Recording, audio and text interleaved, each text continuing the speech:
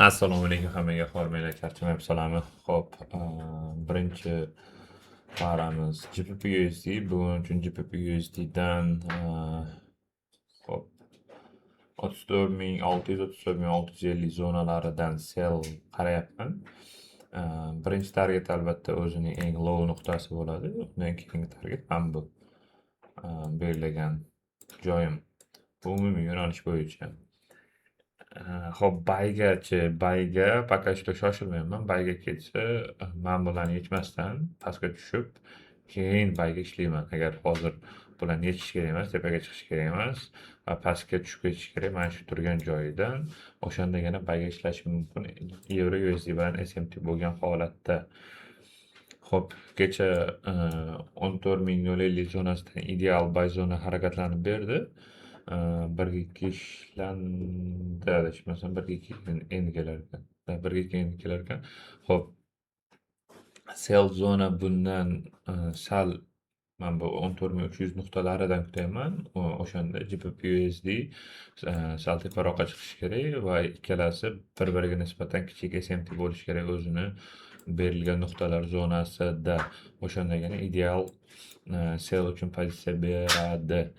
Xo'p, bay uchun esa shu birinchi bay uchun men bu low'ni buzib pastga harakatlansa, GBP/USD buzolmay qoladi. Chunki GBP/USD ancha uzoqroqda turibdi. O'shaning hisobiga ham SMT bo'lib, keyin bayga qarasak bo'ladi.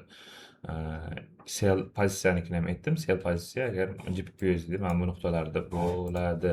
Euro USDdan sell pozitsiya olmoqchi emasman, chunki birinchi GBP/USD boradigan bo'lsa, ikkalasiga ham birdaniga risk qilishni xohlamayman va uni qilmayman ham. Xo'p, xuddi shu holatda DXYimiz sal pastroqqa tushishi kerak va DXY berilgan. Men bu zonani o'tgan hafta bergandim. Bu OT zonasiga chiqishi kerak. Undan keyin tepadagi buy side zonalarga qarab ketish kerak bo'ladi. DXY paramiz yetarlicha sell pozitsiyani berib bo'ldi. Endi ozgina откат tepaga harakat kutyapman DXYda.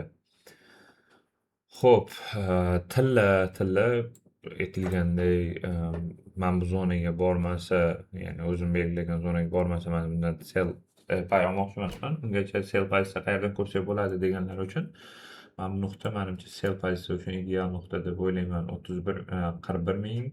4139, 4141 nuqtalari. Xo'p, stop loss где-то 4165 atrofiga qo'yiladigan bo'lsa, men bu eng birinchi target, undan keyingi target mana bu joylar bo'ladi sellga. Xo'p, bay uchun pozitsiyam aytganimdek, mana bu joylarga borsa, bayga pozitsiya qidirishim mumkin. Ya'ni 3839 zonalari.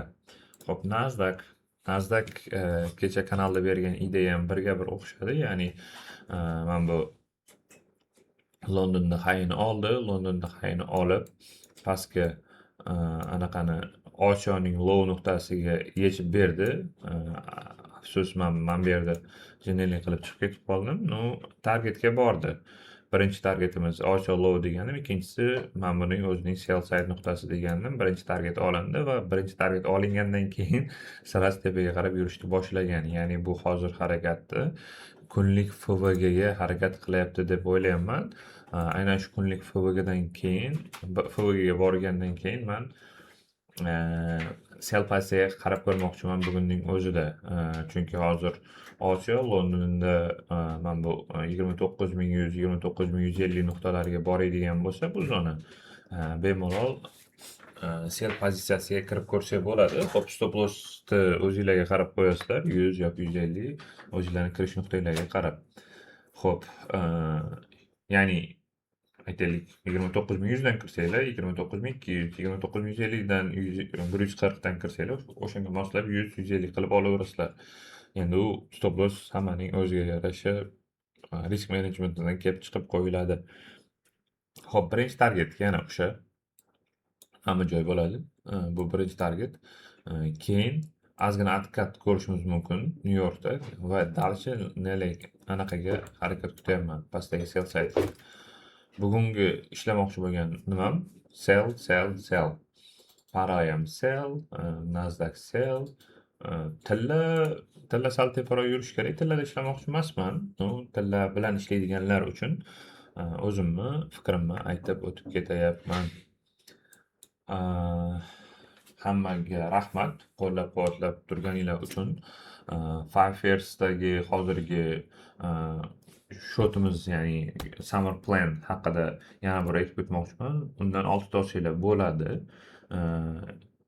Oddiy avvalgi high stakes'dan ko'ra, masalan, har payoutda 2000 payout qilib tursanglar bo'ladi. Ya'ni 6 ta olib, har bittasidan 2000 dan bo'lganda 12,000 oyiga chiqarib tursa bo'ladi bemalol. Aktivatsiya uchun ham hech qanaqangi haligi Mambo accounting bor demaydi, chunki menejerlarning o'zi yozdi menga, shu 6 tagacha ishlasa bo'ladi deb. Xo'p, hammaga rahmat, charchamanglar, omad hammaga. Agar manfaatli bo'lgan bo'lsa, albatta sizlardan qo'llab-quvvatlashinglarni kutaman. Пока.